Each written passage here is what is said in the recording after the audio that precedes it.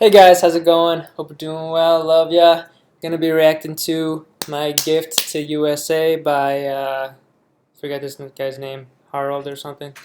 Norwegian guy reacted to another video of his, and people seem to like their reaction. And someone forgot his name also. Sorry. He suggested that I react to this, so I'm gonna react. So let's see. Dear United States of America, I say this in all honesty. Here we go. We have so much to thank you for, helping us winning the war and rebuilding our nations afterwards. You're welcome. End video. Just kidding. But most important, your ideas. The idea that we have the right to life, liberty. I believe this is a phrase taken from the French Revolution, but if my history is correct, could be wrong, but it was, I believe the original phrase was life, liberty, and property, but we changed it to the pursuit of happiness. But let's see how good my history is. And the pursuit of happiness. More than 200 years ago, the American Revolution inspired not only my countrymen to claim our independence, but all around the world, citizens demanded their liberty and conquered tyrannies, encouraged by your achievements. I don't know if he's... I took a AP European History, which is advanced placement. It's like a college level course in high school, and you can get college credits in America when you're going to high school. It's a pretty good program. Saves time and money, and so I of course, I'm sure I don't remember a lot from it, but oh, there, yeah, here's the French flag. So I'm guessing he's going to go into the French Revolution here, but I believe it was prior to America, and we had a lot of benefit from seeing that and from getting support from the French in our Revolutionary War. So big thanks to the French, big ups.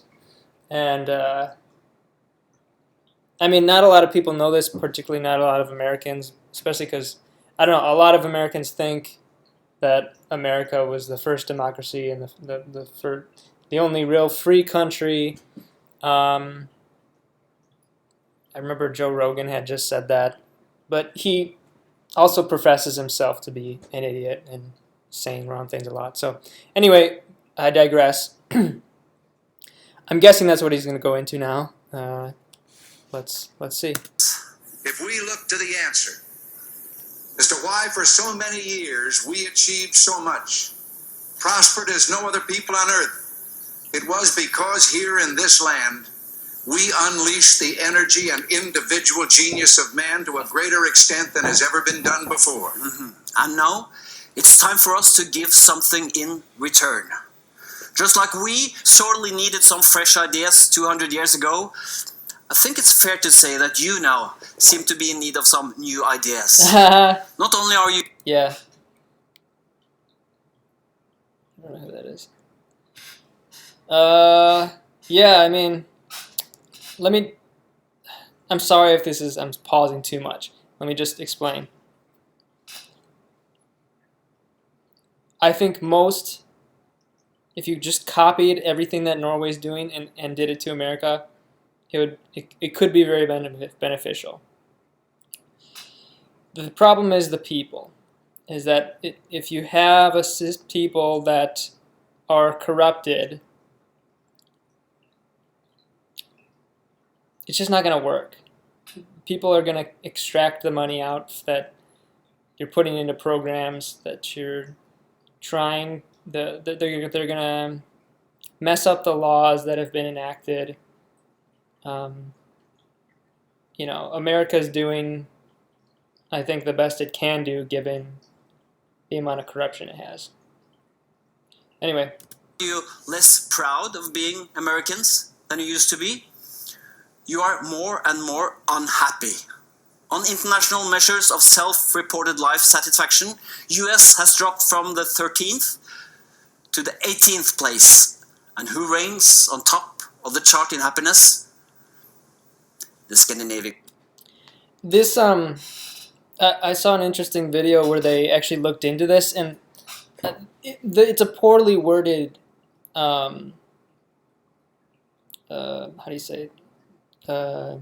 Report, because they didn't actually measure happiness. They measured basically sort of like human development slash success in terms of things that are quantifiable, like standards of living and things like this, income, I don't know everything that they did. They based it on, but it wasn't. Happiness is just a wrong title. You can look into it for yourself, and I can put the video in the description if you'd like, where they did a deep dive on this World Happiness Report. And I do think it's a good report, but they should change the name. They should change the name to like developed world developedness. However, I don't know, something other than happiness, something like how developed each country is, how successful in terms of numerical things. So anyway, okay. In countries. In pretty all measures of quality of life, we are on top. So here's our quality of life. That was a good phrase. That's more similar to the World Happiness Report. That's how it should be phrased. Anyway. Idea that I hope can inspire you. It's an invention that I call the freedom machine. This machine solves a dilemma that has haunted humans since the dawn of time. On one hand, we all need help from others our entire lives. As children, we need help with everything. Later, we need help if we want to get an education, if we're sick, or if we get ourselves in trouble. And we do that sometimes, especially men. On the other hand, we do appreciate being free and independent. Well, the bottom line is it's kind of just human nature that you don't like somebody telling you what to do. And why? Interesting. Don't know where he's going with this exactly, but I think people generally want help sort of getting to the point where they're able to be free on their own. So kind of more the beginning of life, and that's just, it's like a baby has essentially zero freedom, but as you grow up, you get more and more. And people want to get to the point where they can be totally reliant, at least in terms of being able to pay for things, being able to have your own land, and being able to just do stuff on your own without people telling you what you need to do in terms of your day-to-day life or just goals overall. Anyway. Is this a dilemma?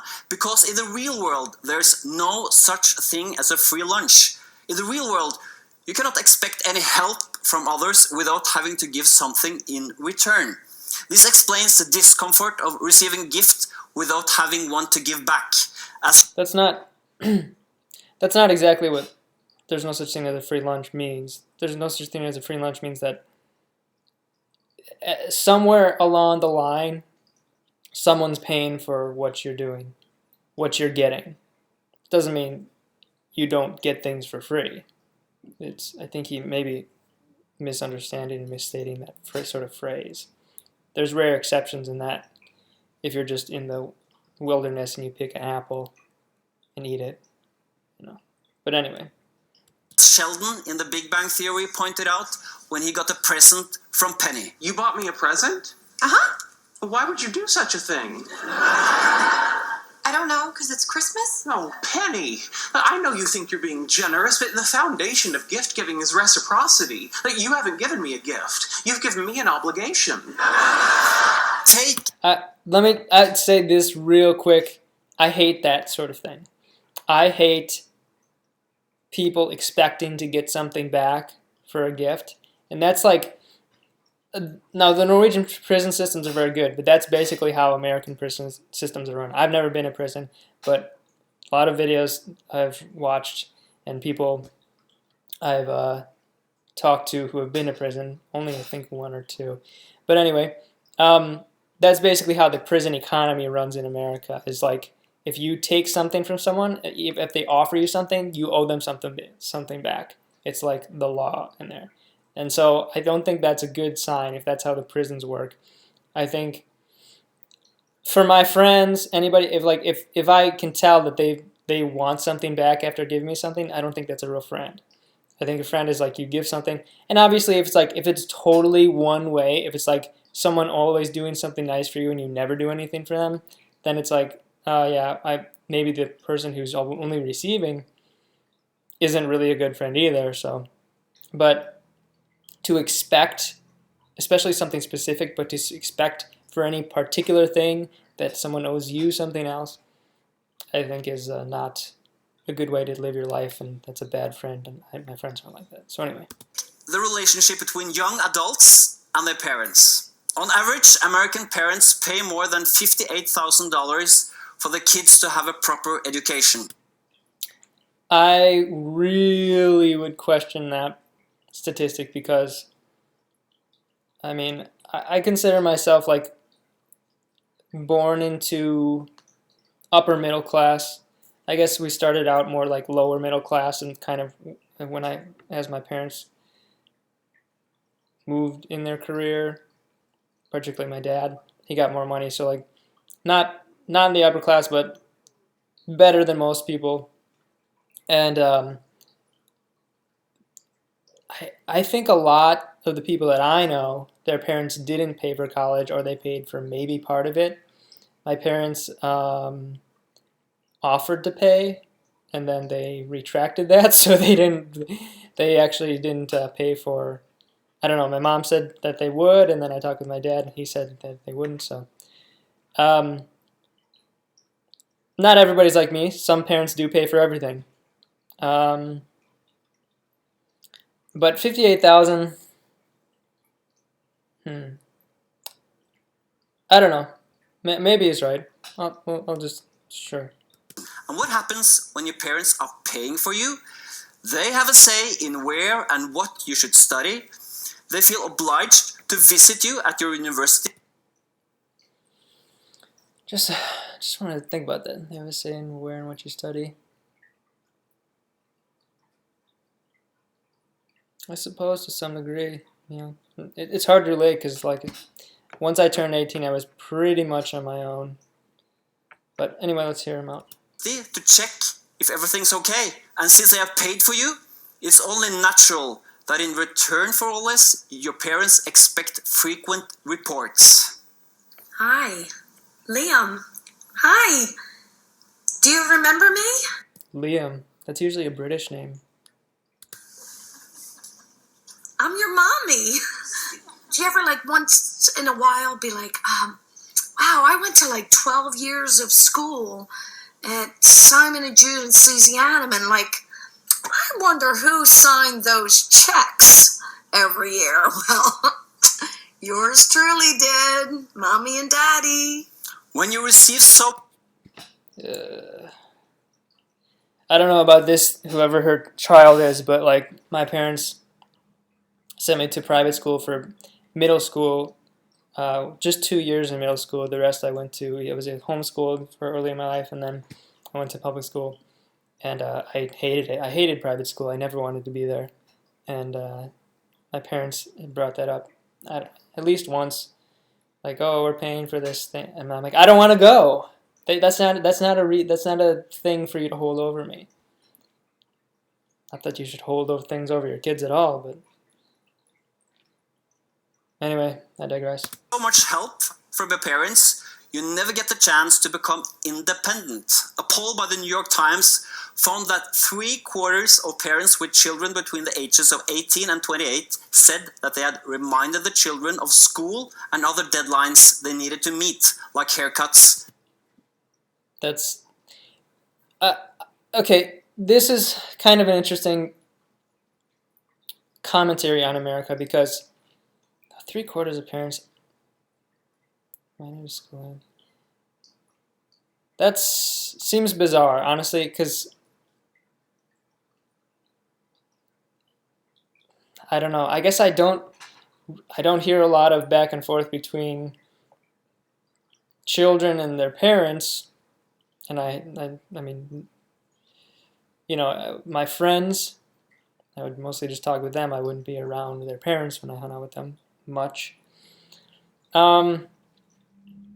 But certainly for me, I mean, that this is not the case for me at all. And I was going to say this is a good commentary on America, and that it can be very different, family to family, like subculture to subculture, meaning like this part of a state could be different than this part of the state, the people in general and the families, and the broad ranges of socio-economic groups, the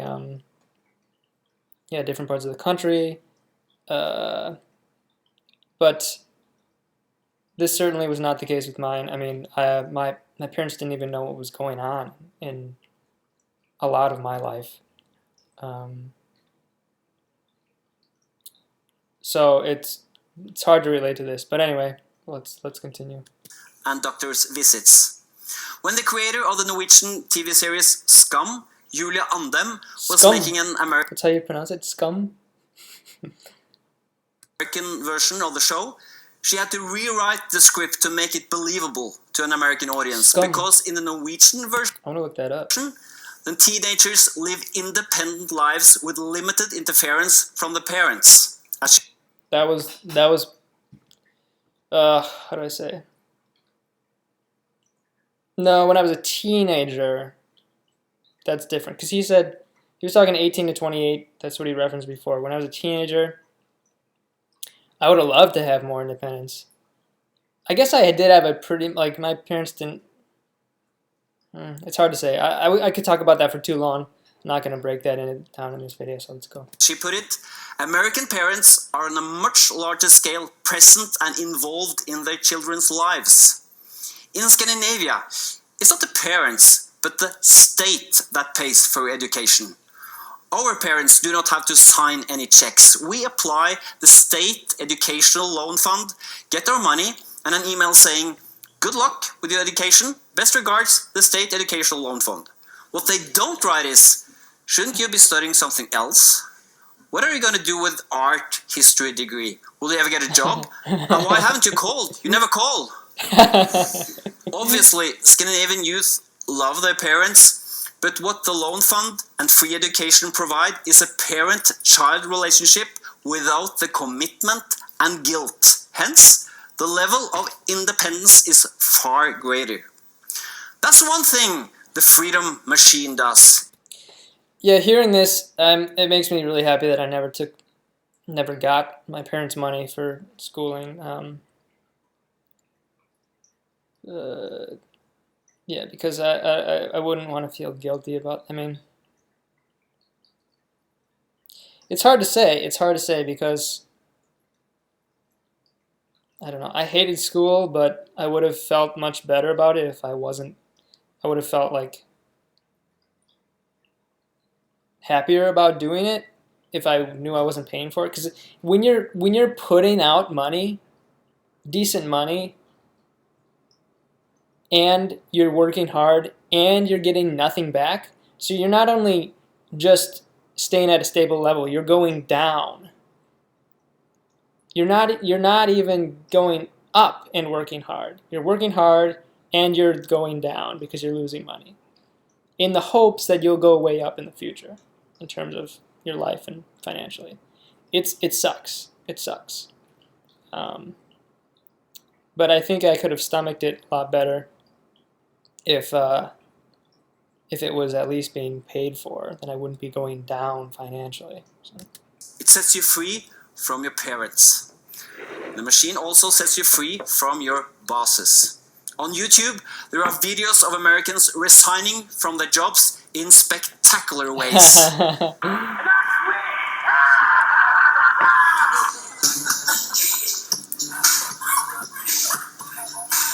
I personally enjoy this one because of the nuances he presents.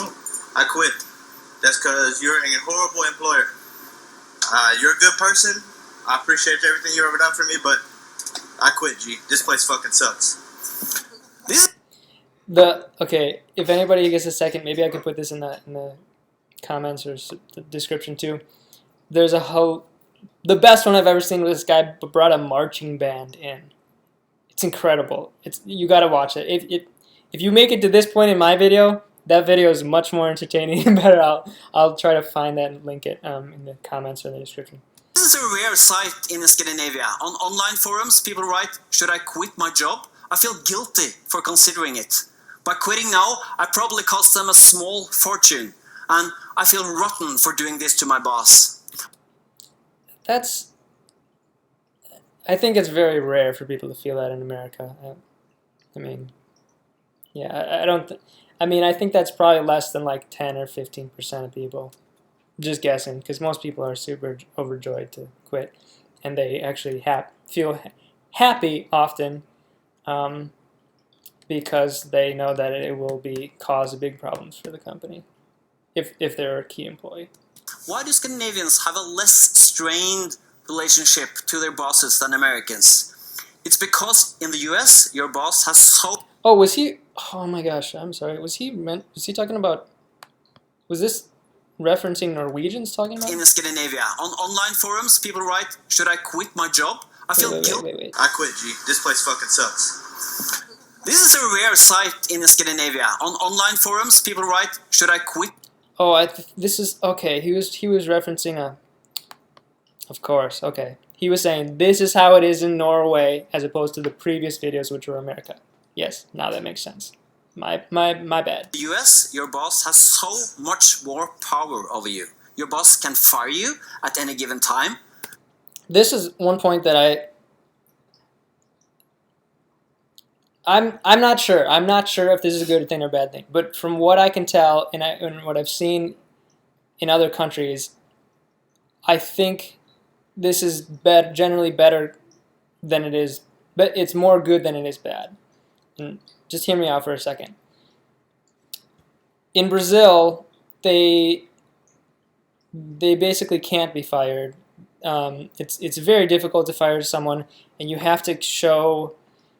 I don't know for all of Brazil, but I know certainly that my wife's Brazilian, and she had worked at a place, and they had found that someone was stealing, and they couldn't fire the person for stealing because they didn't have proof. So they had to search through, oh my gosh, like months of videotape and try to find the exact point where they were stealing to have evidence, because otherwise, if they would fire the person, they would have to give them 6 months of pay if they didn't have evidence of stealing. And it was like a huge, long process. And in America, and a lot of people will just start doing a bad job, and because they know it'll cost the company so much money for them to not be there, that the company just puts up with it. It's really bad for productivity.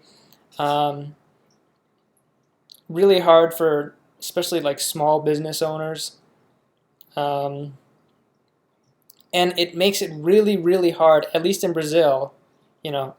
Maybe I've heard actually in Norway too. It's hard for people to get jobs because it's such a how do you say,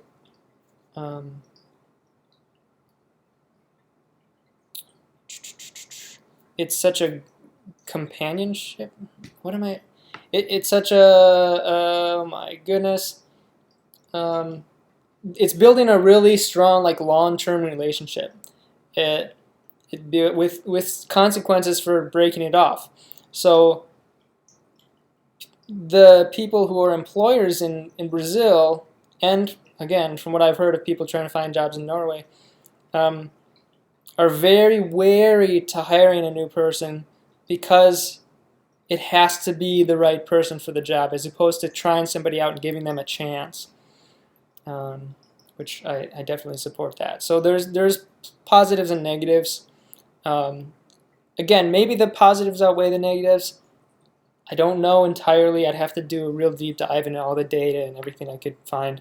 From what I can see, I think it's better to be able to break off, quit when you want. and fire someone for mostly anything. Hey, I could be dead wrong. Just saying. You're more dependent on your boss, not only because of low unemployment benefits, but because medical care is tied to your workplace. What else did you lose? I lost my benefits, my health insurance. And so what has that meant for you in terms of getting health care? I don't have it for myself or my family. When your relationship to your boss gives you this amount of inferiority and dependency, you might stay in a job you dislike for too long. And when you finally decide to move on, it's a grand and dramatic choice. I quit! In Scandinavia, on the other hand, we have some allies. It's funny that he's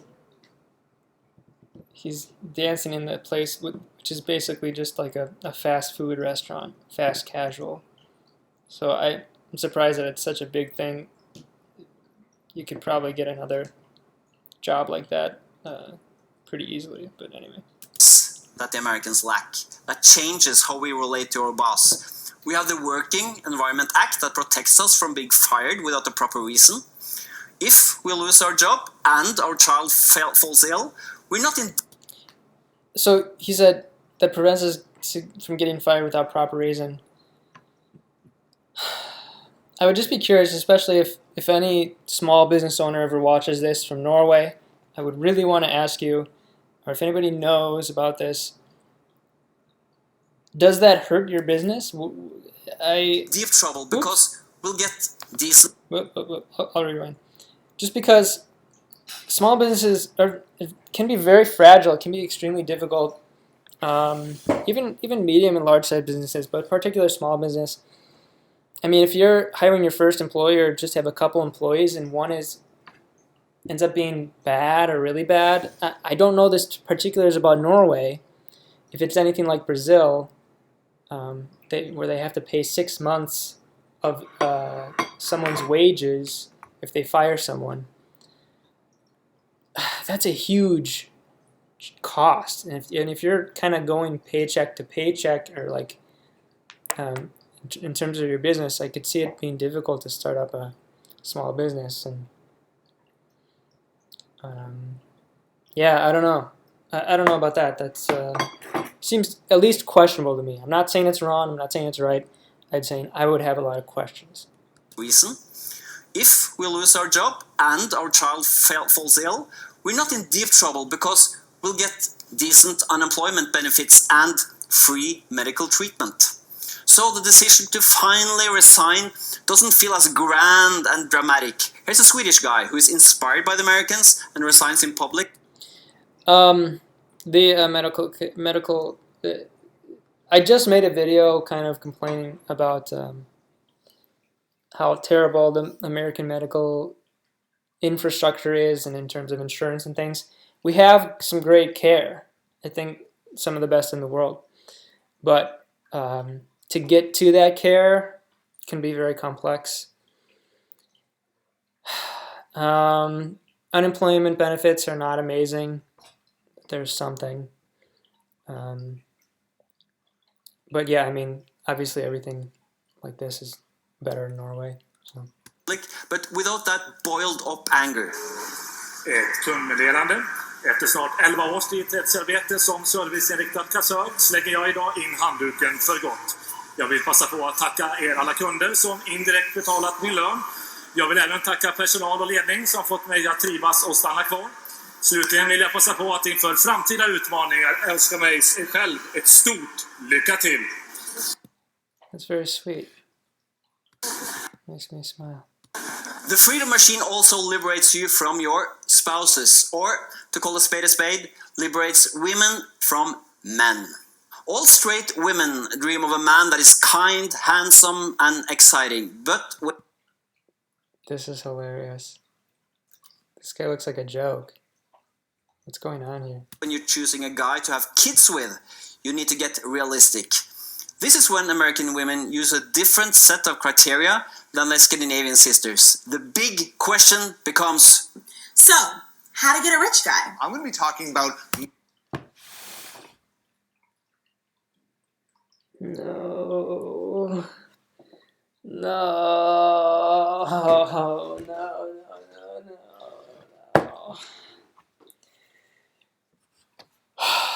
Okay, yeah. Let's continue. Oh my gosh. All right. Money and why it is that you should only marry a guy who has it. How to attract rich men into your life. By the way, here's a great tip if you want to meet rich men. I encourage you to go to coffee shops that are in financial districts. The second place That's actually a pretty good point. that I'll go where I'll see tons of high quality men, and I'm really shocked that there's not tons of women swarming these events, are interesting business networking events. Not all women in America set out to find a wealthy spouse, But let's see. If I were to just ballpark it, guess. At least half. And the ones who make it like the number one priority has to be probably not that much, probably 20 or 25%. But the ones who would, that could be a significant deciding factor, I don't know, 60% or something. if you ask American women which characteristics they find important in a husband, 71% of them say it's very important that a man can financially support his family.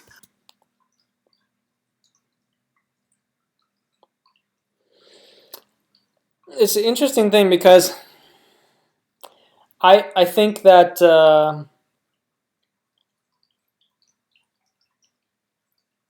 people, when they're dating, they should find someone who is able to fit in, who has the characteristics of what they want for their, to fit for their life.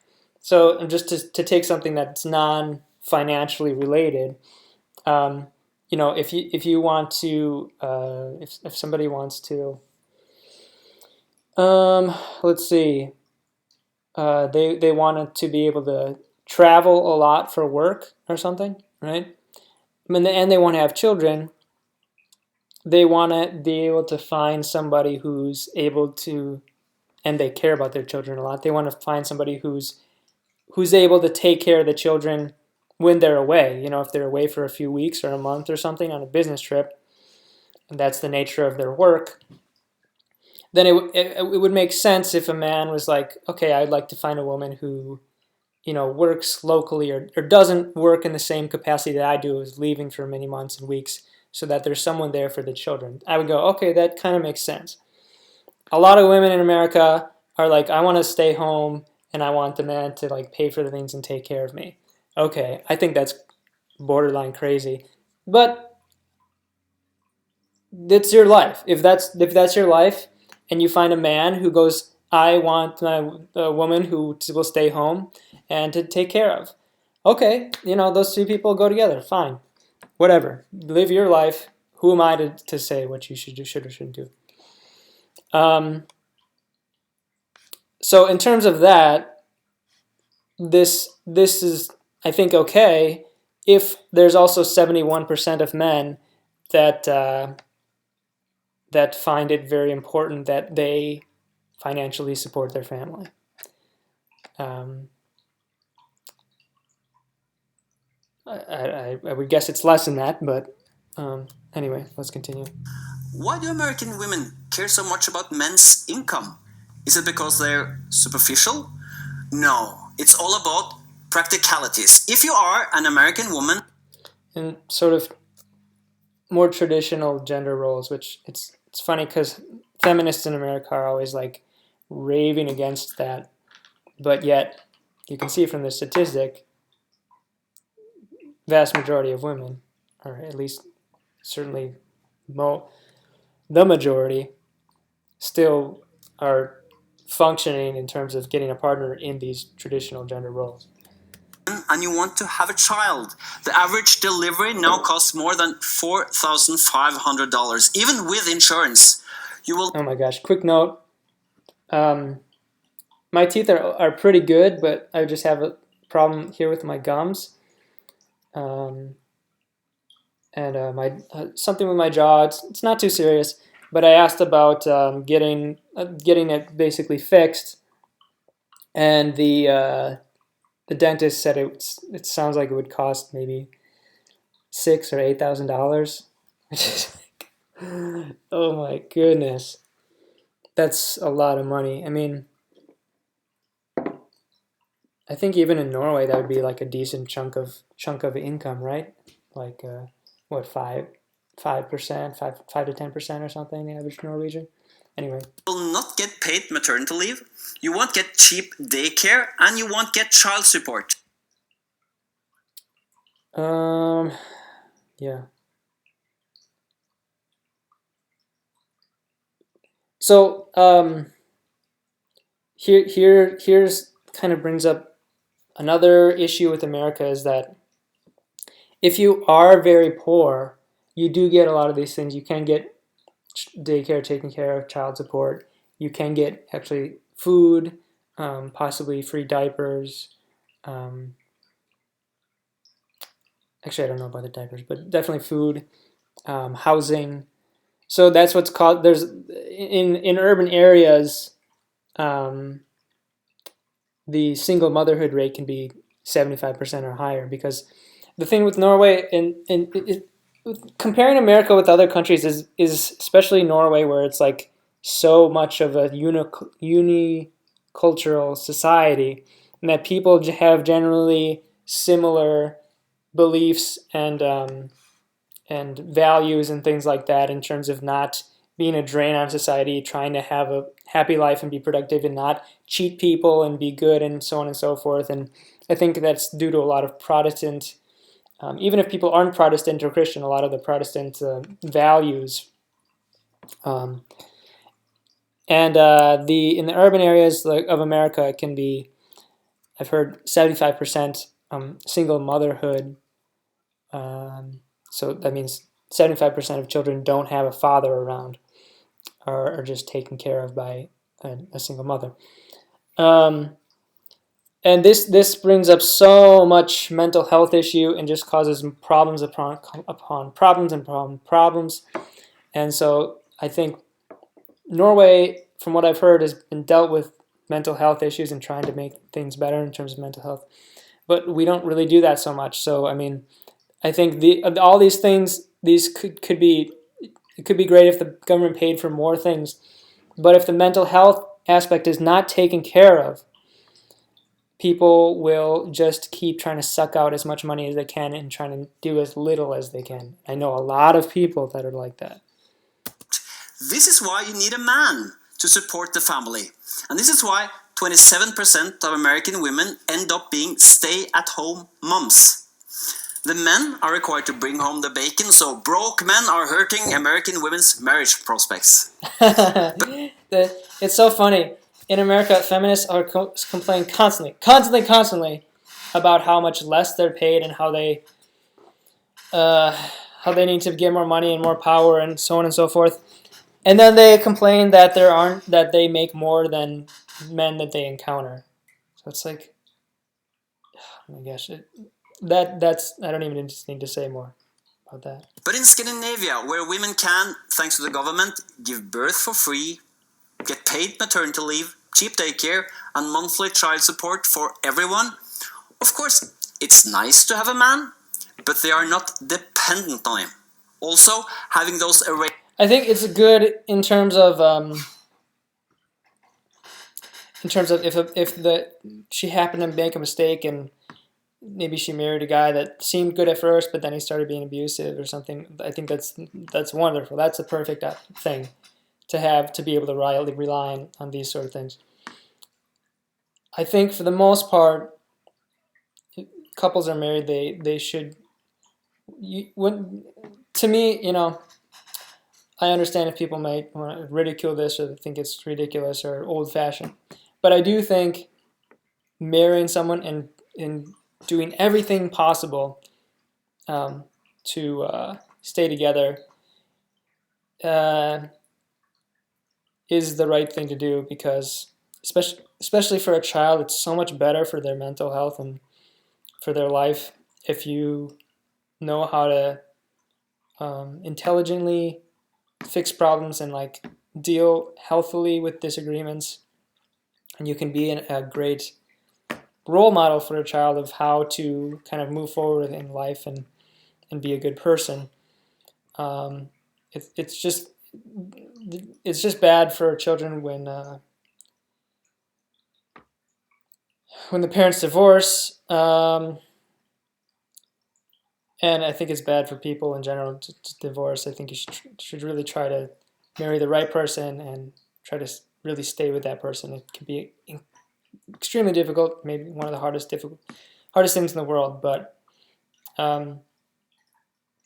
it would help. It would do much to prevent these sort of situations where it is a mother alone. So I think picking the right person. Anyway, kind of digressing a little, but Arrangements means that mothers can work and earn a living. Only 4% of Norwegian moms stay at home. It's not gender bias training that has made this Let me just possible. rewind this real quick. Get paid maternity leave, cheap daycare, and monthly child support for everyone. Of course, it's nice to have a man, but they are not dependent on him.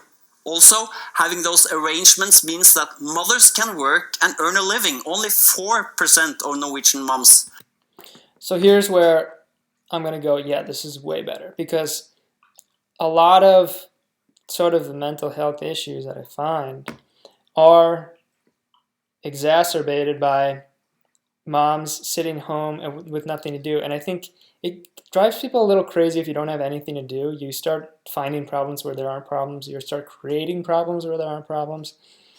You start scrutinizing and criticizing things and looking at other people and being unhappy and wanting what they want. And this is a lot of what goes on with moms in America, particularly stay-at-home moms. So I do think it's funny. My friend was talking about this, and he noticed this with his mom. And so when he got married, I don't think he would divorce his wife over this, and I don't think it's like, but trying to have two people who are being honest with what they expect, I think is the way to go. And before they got married, he was like, you have to do something. He's saying to his wife, like, it doesn't have to necessarily make money. If you're going out and volunteering or something, but you have to do like something productive, even if it's just part-time, maybe 10 hours a week or something. You have to find something to do, because it's just stay-at-home moms it drives people crazy to just do that. Now, I don't know, if you have a bunch of babies, maybe that's, maybe temporarily that's the right thing to do, just stay home for a while. But other than that, let's see. Stay at home.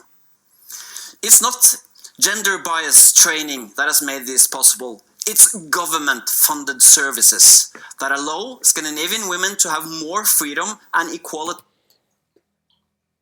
I just touched on this earlier, but the delivery, if you're poor in America, you're not going to pay anything for your delivery. They're literally not going to charge you a thing.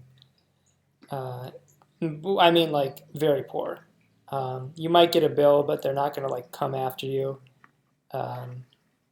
if you're very poor, especially if you don't have a job. We do have social service. We do have like welfare, and we do have a thing called Medicaid for people who don't make much money or very low amount of money. So it's just that a lot of people don't take advantage of those things, or some people take too much advantage. It has a lot of problems anyway. Than American women. We rank highest on the World Economic Forum's Global Gender Gap Index, while you rank as number 53. Just for Norwegians, it's pronounced gender. It's now time to reveal the freedom machine. A government that solves this eternal dilemma of receiving support while also maintaining your freedom. And the great thing about the state is it's impersonal. It has no feelings. One really big thing I want to say about this is that I talked with a Norwegian person, and he was very surprised that I saw the government as our enemy, and because from what I've heard and from speaking to him, it seems to show that it's true, is that Norwegians generally see the government as their friend and helping them. And I think that seems to be true. It seems that the Norwegian government is. And again, that's kind of calling back to what I was saying before. It's just there's too much corruption in America. The rich keep on getting richer. The gap of wealth keeps getting worse and worse. People getting more and more unhappy. Then that's making people more and more greedy, causing more and more corruption. It's just going down and down. And yeah, I think it's mostly a moral issue. You know, if somebody can turn that around, that'd be great. You know, pray for that. But this if you try to implement this in America, it would be great if it would work. And I'm not saying it totally wouldn't, because you never know. But I've seen so many government organizations. I can kind of give a rundown for like Norwegians or for people outside of America as to why we can't have nice things. It just reminds me of a video I think I saw a month ago of an American legislature. Yeah, forgetting my own language. Asking someone who runs a government organization what's being done with the money that's going to this organization.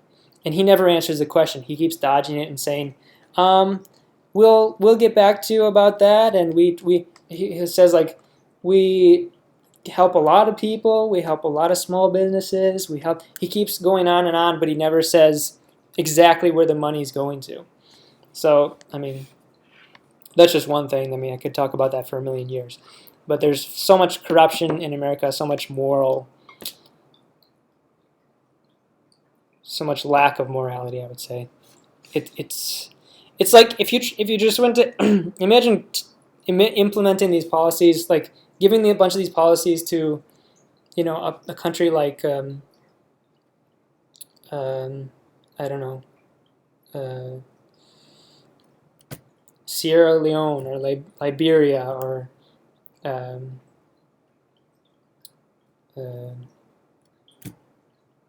whatever, Haiti. You could tell people this is what the things you should do, and they could try to implement them. You know, maybe you'd get some good people trying to implement good things, but even if you got that, there's a lot of moving parts in most governments, and there's the bad people would take over, and likely you wouldn't even get there to begin with. You wouldn't get good people implementing things. You would just get people basically maybe pretending to implement good things. That's what a lot of politics is outside of countries that are doing really well, like Norway. A lot of pretending to do good things. Well, it's like, okay, I have this. This is a good example. I'm making this project to help poor people. Okay, so we give housing and food to poor people. Okay, in America, and there are programs like this. And the legislator goes, okay, here's, you know, $10 million to put into this project, or $100 million, okay? And then they have their own, the way that it'll work is they'll, like, pay, the government institution won't do it themselves. They'll they'll contract an outside organization to give housing and food, and they give the contract to their friend or to a business that they own or have some sort of interest in, and the contract is totally inflated in terms of the amount of money that actually goes to the people is like maybe less than 10%. So 10 million of that will go to you know, housing and food for poor people, and then 90 million will go to you know, administrative costs and organizational costs, and basically it's just paying salaries to the owners It could even be a nonprofit. You can technically be a nonprofit and take just a huge amount of money for your salary. So anyway, it's just, again, it's a moral deficiency in America and most countries that just will cause things to not work out well. Things would get much better on their own, even if they didn't copy exactly how Norway functioned, if people were just much moral overall. Anyway. It just helps you without wanting anything in return, besides taxes, that is. But the level of taxes is not that bad. We're not emigrating, and we're the happiest people in the world, remember? But hold on, many Americans claim... Again, it's not really measuring happiness itself, but sort of human development and quality of life. Anyway. Which can contribute to happiness, but it's just not measuring that in and of itself. The contrary, that a strong state fails to liberate its residents. I think you all know that I've always felt the 9 most terrifying words in the English language are, I'm from the government and I'm here to help. So that what I was saying before about that sort of the people who are helping, that was a good example of, I think, what he's saying. There's other issues, but yeah, people who are incompetent or just trying to fix one thing, and in doing so creating a lot of other problems. A lot of dumb people in politics in America. Does this state machine really set Scandinavians free? One way to measure freedom is simply to ask people, are you satisfied with the freedom you have to do as you please in life? Then we can see which countries have the highest percentage being satisfied with the level of freedom. On top of the list, we find countries with strong welfare state, and then way down the list is the US with your relatively weak state that leaves you more alone. No. On other charts measuring personal freedom, we see the same pattern. Scandinavians crush the Americans. You used to be the shining city upon a hill. Now we, in all humbleness, have taken that place. So dear USA, like us, you love independence, but in being fixed on this idea that the state limits your personal freedom, you have actually become more dependent. It's interesting because I think maybe at one point America was much more free, and this coincides, I think, with a time when people were getting a lot of free stuff from America. So, for example, when a lot of people moved to America, they would just be given big pieces of land because the government had all this land and nobody was making it productive. So I think one of my very distant ancestors got like 200 acres to start a farm and start being productive in like the 1800s or 1700s or something like that. I think it was 1800s.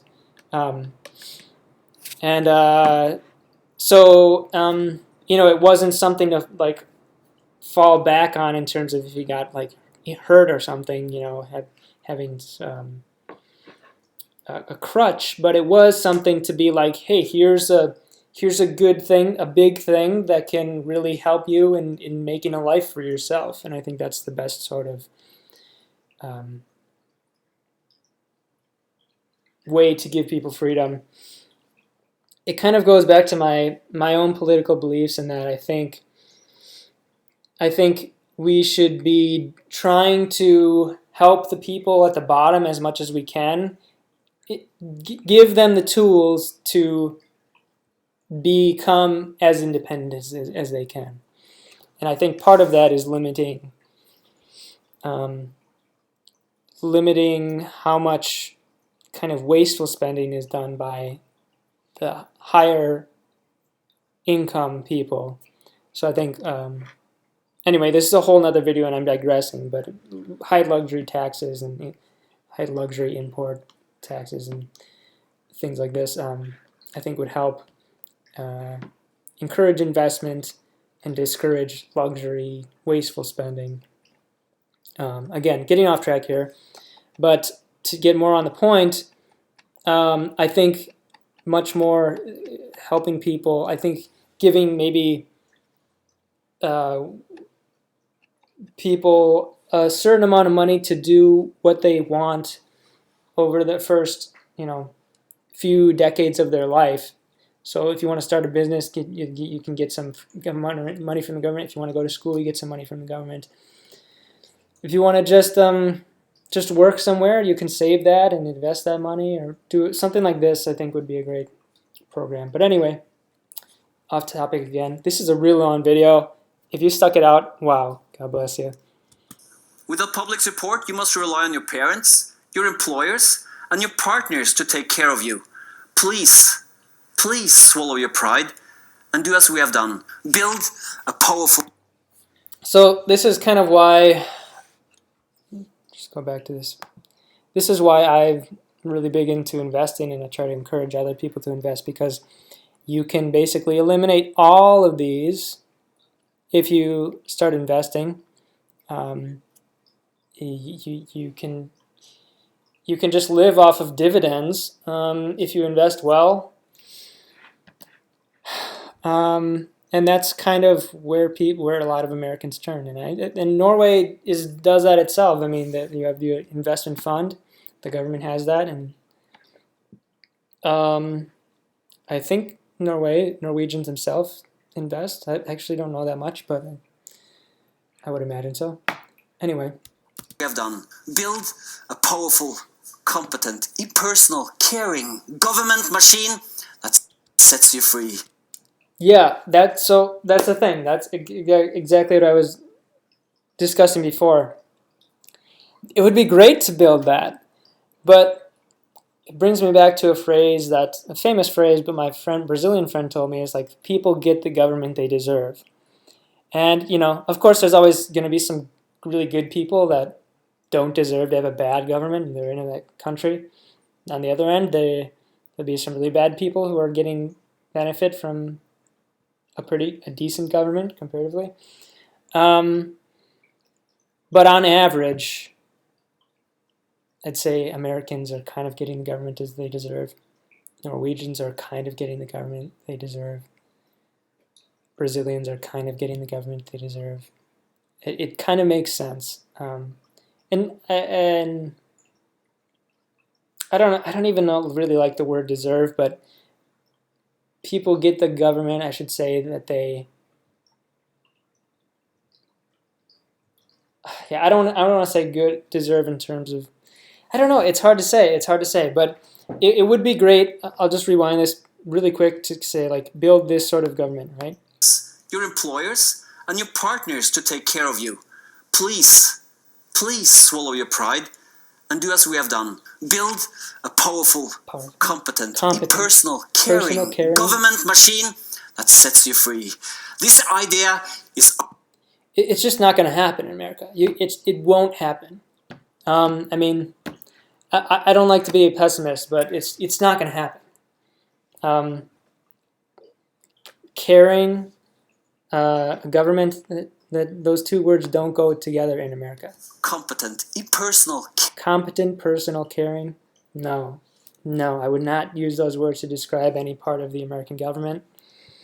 Even the parts that are run fairly well compared to the others are still not. I mean, I worked at the USPS, which means the U.S. Postal Service, which is considered one of our best government institutions, and it still was not run very well. So it's just, word to Norwegians, a word to Europeans, a word to anybody who's like, oh, America is bad. I mean, yeah, it's the way it is. It's not going to get better. It can't get better because of the people who make up the government. Government isn't just made up of people, just like a company is just made up of people. That's the way it is. I wish it would change, but I don't think it will. That's why I'm planning on possibly moving to Norway, possibly trying to become a Norwegian citizen. I think things are much better. And anyway. Caring government machine that sets you free. This idea is our gift from your friends and allies in Scandinavia. Thank you. Believe me, a lot of people have this idea in America, but they try to get it to work with very little success. Very little success. So. For your time, good luck. I should be fair in that, like, some people are legitimately helped with welfare and with Medicaid and with Medicare, and like So we do have some good things that do help people, but it's slowly getting worse. It's all slowly getting worse. So.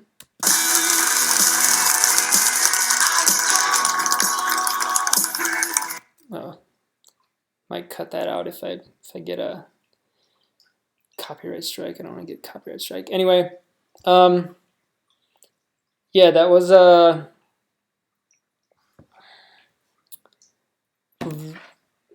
pretty good video. I had a lot to say if you stuck through it.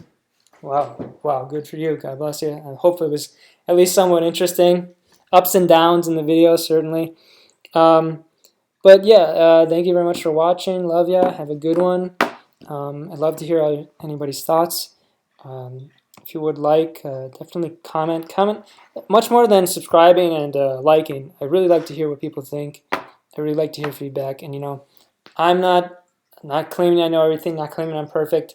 I try to give you my perspective and what I believe is the truth. So please try to just be kind and know that I'm trying. Thank you very much for watching. Yeah, if you would like, comment, subscribe, that'd be great. If not, that's cool. Have a good one. Take care.